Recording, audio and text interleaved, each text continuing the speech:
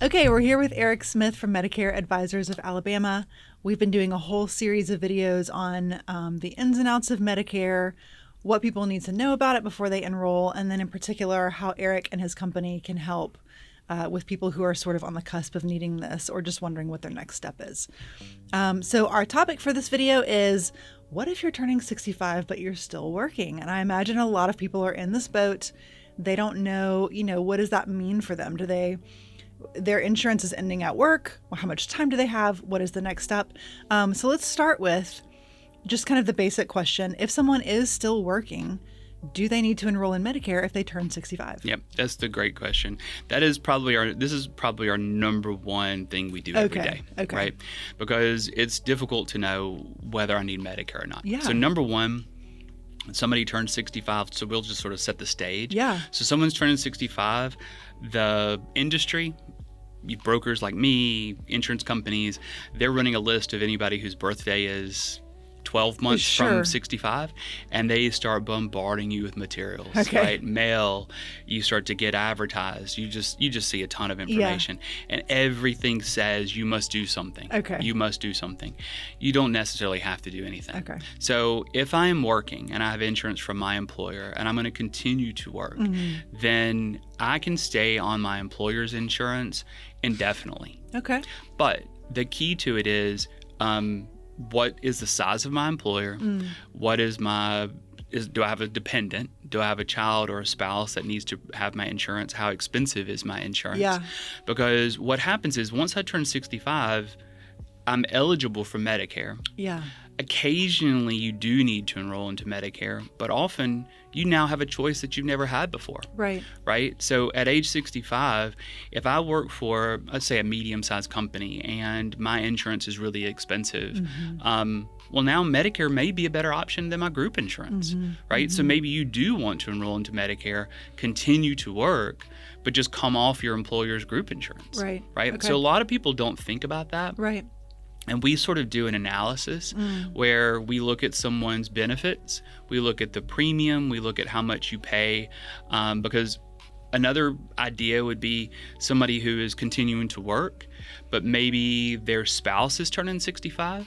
Often in small group insurance or just group insurance in general, you as the employee's insurance may be pretty reasonably priced, but the dependent is a lot more expensive, right? So often you look at it and you're like, okay, well, single coverage may be $50 a month, but family coverage or single plus one is $500 a month. Right, there's a huge difference. That basically just means that you're paying the full cost of your dependent's insurance.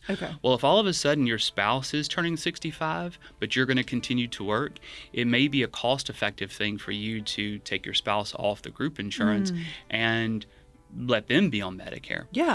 But more often than not, I'm going to continue to work. I don't necessarily need to enroll into Medicare, but everyone says I'm going to be penalized if I don't. Right? Everyone says you must enroll into Medicare Part A. Well, just so people understand, again, there's 4 parts of Medicare. A and B are the two most traditional original pieces. Part A is hospital benefits. You're entitled to it as long as you have paid FICA taxes and have worked throughout your working life or married to somebody who has worked. This is the part that you basically prepaid through your whole career. That's exactly right. Most people will say if you don't enroll into Part A, you're going to be penalized. Well, you can't be penalized for something that you're entitled to. Right? I've earned it. I've paid You've already for it. bought this. But what happens is that when I turn 65, I probably want to enroll into Medicare Part A because it's not going to cost me anything because I'm entitled to it. Right? Yeah, that makes sense. And I'm in this 7-month window of turning 65. I have 3 months before my birth month. I have my birth month 3 months after that I could easily enroll into Medicare Part A. That's the hospital benefits. It doesn't have a premium. It will act as a secondary to my group insurance if I got admitted to the hospital. It will also provide you a Medicare card that will have Part A only and create a Medicare number, which makes, once I get ready to retire and come off my group insurance, a little bit easier. However, some people don't need to take Part A. So one of the weirdest little nuances is, what if I'm working and I have a high deductible health plan? So I have very small premium at work. My company gives me a high deductible plan, and I contribute to an HSA, health savings account. Okay. A health savings account is money that I can put in tax-free. That is my money, right? Well, that is an advantage to you to put money into an HSA that the government says you don't have to pay taxes on this money. However, if I enroll into Medicare Part A and I want to contribute to an HSA, then at the end of the year when I file my taxes, it's going to see that I was covered under a secondary insurance plan. Okay. And you can't have secondary insurance and contribute to an HSA. The whole point of the tax-free portion is that I have a high deductible plan. I'm putting a little bit more risk on myself to avoid those taxes. Right. And so you don't want to take Medicare Part A if you are contributing to a health savings account. Okay. And people make that mistake often because they're told, if you turn 65, you'll be penalized if you don't take Part A. Right. And you have to stop contributing to your HSA. Oh. Which is sort of true. Partially true. Yeah, if you take Part A, you do need to stop contributing to your HSA. But if you just don't take Part A, you can continue to contribute to your HSA. It's just an either or. It's an either or. Okay. And once you understand that, and you understand that you're not going to be penalized, then you're good. Yeah. You don't need to do anything. Yeah. Right? So understanding when to do something and how to do something is really, really important. And this is what we deal with every single day. Okay. Because these are sort of things that I think people who are in this industry sometimes get wrong as well. Yeah. I've heard many people who are in this industry say, oh, well, you should always enroll into Medicare Part A at age 65 because it's free. Number one, it's not free. Right. Right? You've earned it. It was never free. It was never free. You've paid it your entire life. Right. And number two, that's probably true, but not always true. Yeah. I need to know more about your scenario. Right. Right. Right. So 65, you're constantly getting information bombarded to you. It makes things feel very overwhelming. Yep. It adds a little bit of fear because you see these things that say you're going to be penalized. Those penalties are real if I don't have insurance. Yeah. Right? If I just don't have insurance and I live under a rock and I'm just like winging my life, Sure. then yes, you could be penalized. Okay. And another really strange nuance is if I have a very small employer, less than 20 employees, I may need to enroll into Medicare and have my group insurance. But those are very nuanced scenarios that we're happy to research and make sure that you're making the right decision. And just to reemphasize this point, if you do have group insurance through your employer, but you also enroll in Medicare, it sort of acts as like gap coverage almost. Is it like a secondary insurance at that point? It does. That was what you said earlier, right? So like if I have Medicare and I have my group insurance, the group insurance is my primary payer because I'm actively working. Right. Okay. You know, some, like when you go to a physician's office and you show your group insurance card and a Medicare card, a lot of times the physician will say, oh, well, not the physician, but the office will say, oh, well, you're 70 years old, you have a Medicare card, your Medicare must be primary. Like, well, but not necessarily. Not necessarily, because I'm actively working. Right. My group insurance is the primary insurance, and then Medicare would be my secondary insurance. Okay. Yeah, that's really interesting. So, continuing to talk about people who are enrolling in Medicare while they're still working, if they do want to avoid penalties later on, you were saying they're getting all this messaging saying you're going to be penalized if you don't sign up. So let's say they do want to make sure they avoid that. They want to do the right thing. What do they actually need to do then? Yeah, so definitely work with us. Number one, because again, this is sort of what we do day in and day out. So the first thing that we're going to do is evaluate somebody who is turning 65, whether they need to be under their group insurance or not, just based on understanding cost, deductibles, premiums, all this kind of stuff. But let's just say we determine your group insurance is in your best interest for you and your spouse. And we sort of kick the can on Medicare for years and years. Maybe we help you enroll into Part A only, which you do through the Social Security Administration.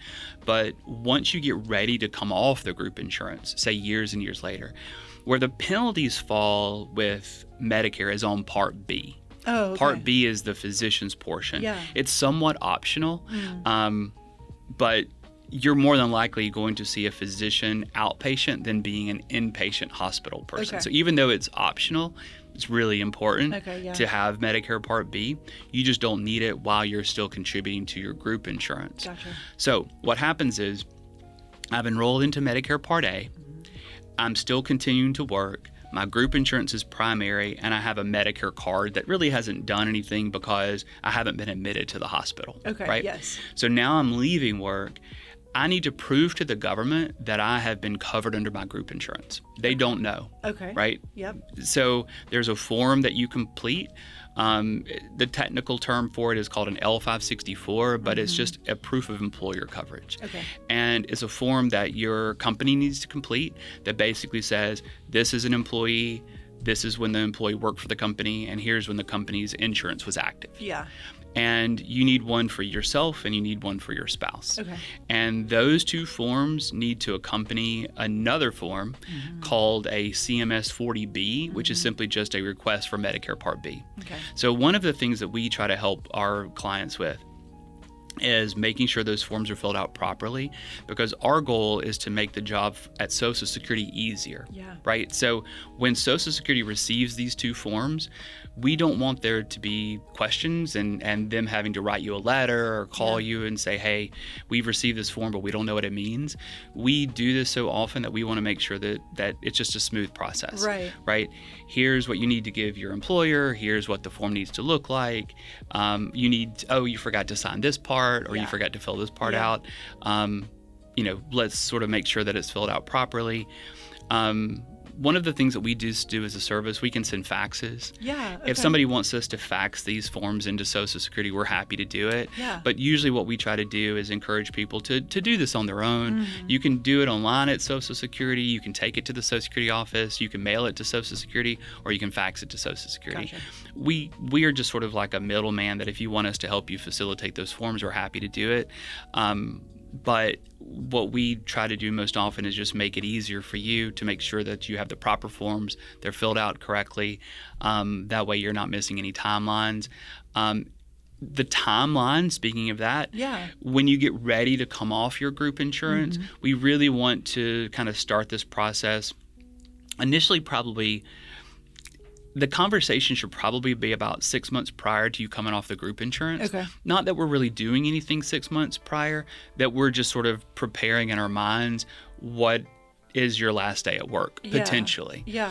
About 60 days before you come off of group insurance, ideally, is when we submit those forms to Social Security. Okay. We want to give them enough time to get the forms processed where we're not trying to do it last minute. Yeah. That's not always the case, right?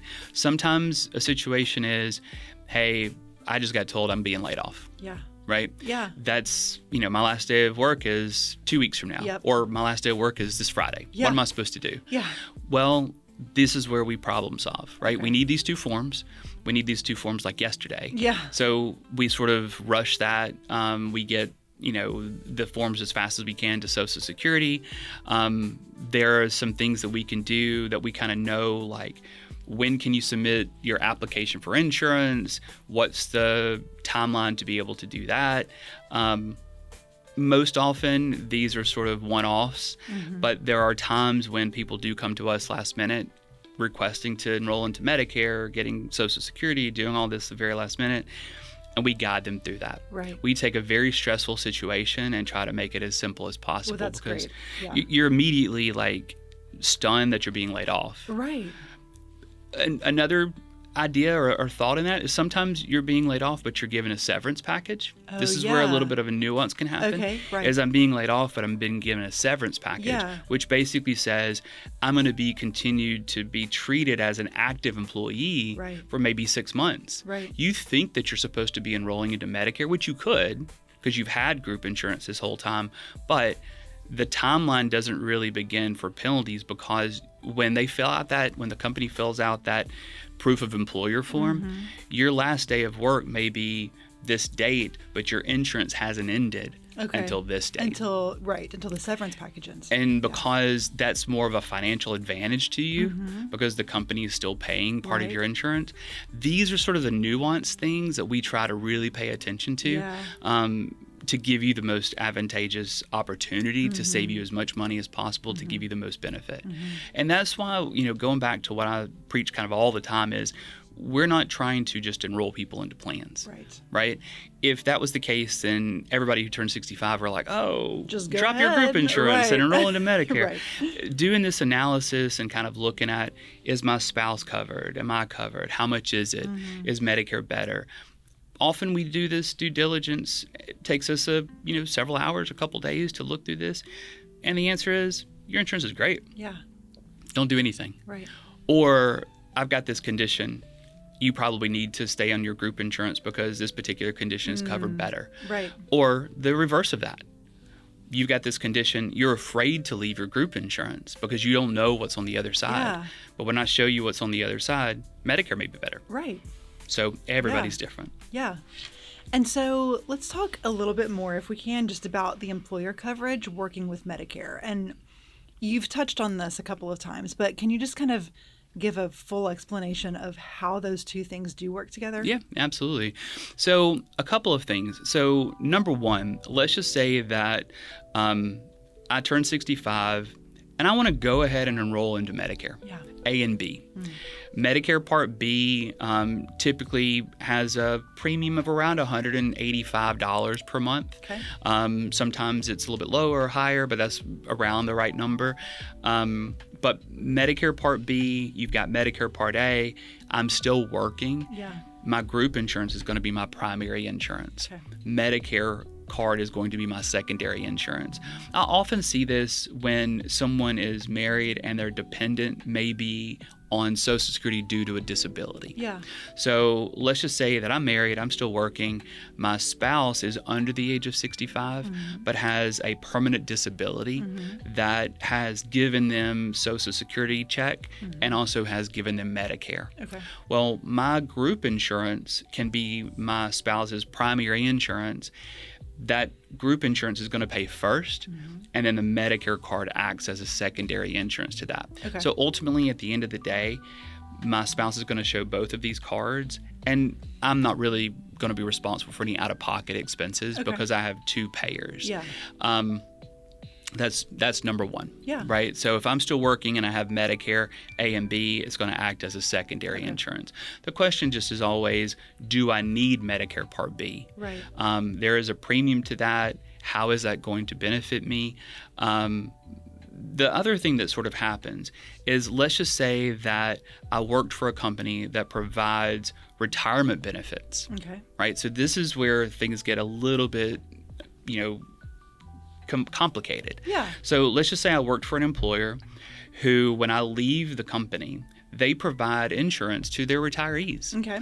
Think like veterans who are retired military. Yeah. Well, those individuals are eligible for what's called TRICARE for life. Okay. Think about, in Alabama specifically, teachers who have retired are eligible for something called PHIP. If I worked for AT&T, employees who work for AT&T in certain capacities are eligible for retirement insurance. Okay. Many companies offer retirement insurance to their employees. Medicare does play a role into that. Okay. Employers also have the same ability to choose whether or not, how they want to work with Medicare in retirement. So often, if I'm retiring and my company is offering me retirement benefits, it is a lot of times in the form of what's called a Medicare Advantage plan that is very customized to that employer group. So it's an employer group Medicare Advantage plan, and that could be super complicated to a person to understand because it's not what you're used to. Let's just say you're employed and you've had Blue Cross of Alabama your whole life. Right. And now all of a sudden I'm retiring and my retirement insurance is with United Healthcare or it's with Aetna or if it's with a company that I'm just not familiar with. What we try to do for those individuals is do that cost analysis and comparison. Okay. Because I see people make mistakes often where they're offered a really good retirement benefit package. They're fearful of it. They've met with an agent who's trying to sort of talk them off of that plan. Okay. but also at the same time not really understanding what that benefit is. Right. This also happens a lot with federal employees. Okay. Because if I'm a federal employee, let's just say I was a postal worker or I just work for the federal government and I decided to retire, well, I have a lot of options. Okay. I have federal government insurance. Medicare plays a role. Sometimes federal employees don't even need to take Part B. There's lots of nuances in that. And those are things we specialize in. Sure. And most of the time, all of those individuals never enroll. Oh, wow. With us. Yeah, okay. Just simply because they don't need to. Yeah. Because what they have is more beneficial. And it goes back to what I talk about all the time. We are trying to be advisors to give you the best advice possible and to build trust and have relationships with our community. Yeah. If you come to us and we identify that your employer insurance is the best thing for you, just based on price and what your understanding is, then that's the right thing for you to do. Right. And also to let you know what happens in the future should that employer insurance change. Yeah. Just because an employer offers that retirement insurance to you today doesn't mean they offer it to you in the future. Right. Hopefully they keep that forever, but maybe they don't. Well, that's sort of like something that we always sort of keep in mind is every year we're paying attention to this. And if it's something that we see that they're making a huge change, then you need to have somebody that you can go to and say, now what do I do? Yeah. And not have to start over from scratch. You already have a relationship with us. Yeah, and obviously that's the role that you're filling in people's lives. Yeah, in this. absolutely. It's just, it goes back to just, that service that we try to provide. Like, I'm being told so many different things. Yeah. I'm being told that, oh, well, you don't need that. You need this, and you don't want to do that. You'll be penalized. Or I had a friend who did that, and this happened to them. The question that you have to ask is why. Yeah. Right? So I probably get on a lot of my teachers in high school and definitely my wife's nerves by just saying why. Yeah. Like, why this? Or especially my mom, I probably got on her nerves growing up because I just love the question why. Like, why is that? Yeah. Just because I'm always curious. Well, yes, that's the answer, but why is it the answer? Right? My company offers me group insurance. Why? My company's premium is this. Why? Why is this benefit different on my group insurance versus my employer? I never realized that this was going to be a benefit to me in the future. It's really worked out well for you. It has. But this curiosity of like, let's just do the due diligence. Yeah. It gives me an opportunity to learn something new. It gives our team an opportunity to learn something new. And, this is sort of why we've built a lot of trust with different organizations and different groups because, we don't mind doing that work. Yeah. Because if we can help you in some way that benefits you, then we're doing our right job. I think that's great. Feeling a huge need. So kind of to wrap up this topic, for anyone who is approaching the age of 65, but they are planning to continue working, what would you say, we're always just collectively as humans wondering what is the next step for me? So people who are in this particular boat, what would you tell them, okay, this is the first thing you need to do as you're considering all of this? The easiest thing to do is to attend a Prepare for Medicare class. Okay. We teach Prepare for Medicare classes in our office, just in person. I know group and, kind of coming and meeting as a group. Some people don't like to do that. They just want to meet kind of individually, and which is fine. We definitely do that.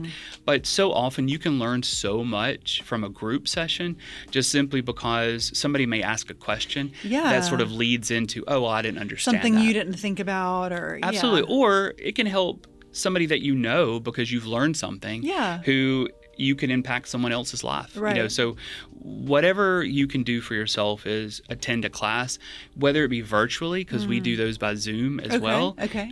So if you can't make it or you have to work and it's late at night, or if we want to do one later, then we can do that.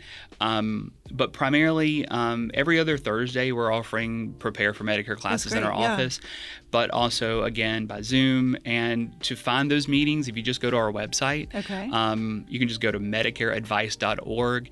At the very top, it just says Find a Meeting. Great. And click there, and you'll see our schedule for classes. Okay. If there is a class if there isn't a time that's available, just call us. Okay. We can do one-on-one meetings, obviously, but just have an initial conversation with us, attend a class. It's helpful for you. We sort of go over Medicare at a 30,000-foot view, but we get into a little bit of the nuances of, what forms do you need when you get ready to retire. kind of going back to that, we've seen people who are retiring. Well, actually, we've seen people who work beyond the age of 65, but let's just say you have multiple employers after 65. Right. We've seen lots of people who have worked for different companies. Well, you need proof of each of those employers. Oh, okay. Right? Yeah. Because you have to prove to Social Security that you've been continuously covered under group insurance. Okay. That's a really nuanced situation Okay. that we sort of talk about in these Prepare for Medicare classes. Yeah. These sort of tips and tricks that we can give you to, if you're coming off of group insurance and you're probably going to have multiple employers, go ahead and get this request for employment information initially, save it as a PDF, send it to us, we'll put it in your file. Okay, yeah. And that way, when you get ready to retire, you'll at least have that copy so you don't have to Everything's forfeit. already in place, yeah. And that's really nice. Just sort of like, oh, I didn't think about that. Yeah. Because what happens if the company that you left 20 years ago is no longer in business? Ooh. Who Do you call? Who do you call? How do you prove that you had insurance? Okay. And that creates a bunch of problems. But Prepare for Medicare classes, they're fun. We just kind of have some fun with them. Sometimes we'll do meals or snacks or things like this just for kind of, just to make it more fun and stuff. But it's good. It's a really great opportunity just to learn stuff. And what is the cost of these classes? Oh, nothing. Oh, yeah, totally free. Yeah, totally free. No obligation. And in these classes, it's purely educational. Like, we don't get into this product or this company. It is really 30,000-foot view of Medicare. Okay. It is never this is what it cost in this product's plan, or this is what you should do. And you're not required to give us any information or anything. We do ask just to RSVP. Yeah. Just to know how many people are coming. For the snacks. Yeah, exactly. How many cookies do we need? But also just to kind of get a general sense of what we have. And you don't have to necessarily be eligible for Medicare yet. It could be for somebody that you know or that you're just interested. Like, you're just gathering information. People will call us sometimes and say, who are these classes for? I'm like, they're for anybody who's interested in Medicare. Okay, yeah. Like, if you just want to know more about it, then come learn. That's great. It's a good opportunity. And we have a really nice office. We have a conference room that can hold like 30 people. We have like 2 television screens that are sort of like, across the different rooms. So we have a little PowerPoint presentation, but it really is conversational. I think one of the goals of every meeting that we ever do isn't just us like giving you information. I really encourage people to ask questions throughout the meeting, just simply because it helps people learn. Yeah. And usually people will ask a question and we'll kind of it'll help the conversation sort of flow. Yeah. Obviously people can ask questions at the very end as well, but I just think it's nice. And we usually don't have a ton of people. We try to keep it to, 10, 15 people, maybe 20 at max, just because the more people you have, the less questions people will ask. Right. All of a sudden it becomes too formal. Yes. But if you keep it 10, 15 or so, it's very casual and nice, and people kind of get to know each other. And sometimes people will come and they're like, oh my gosh, you're my neighbor. I didn't realize you were coming. Oh, funny. Or we went to high school together or things like that. So it's a lot of fun. I might come. Absolutely. I'm not 65 yet, but I might show up at one of your classes. We welcome you to come. Well, this is great. So if you have had questions about what to do if you're turning 65 but you're still working, hopefully this video has helped clear up some things for you and at least given you the next step, which is to call Medicare Advisors of Alabama or visit their website. Say that website URL one more time. Oh, yeah. MedicareAdvice.org. MedicareAdvice.org. And you can find out when the classes are going to be. These are free classes. Come talk to Eric and his team. Get the information that you need. Ask all of your questions. Get some great snacks, it sounds like. And be sure to check out the rest of the series that we're doing. We're kind of tackling all the big questions on Medicare. So thanks for being here for this topic. And we're looking forward to talking in the next one. Awesome. Thank you so much.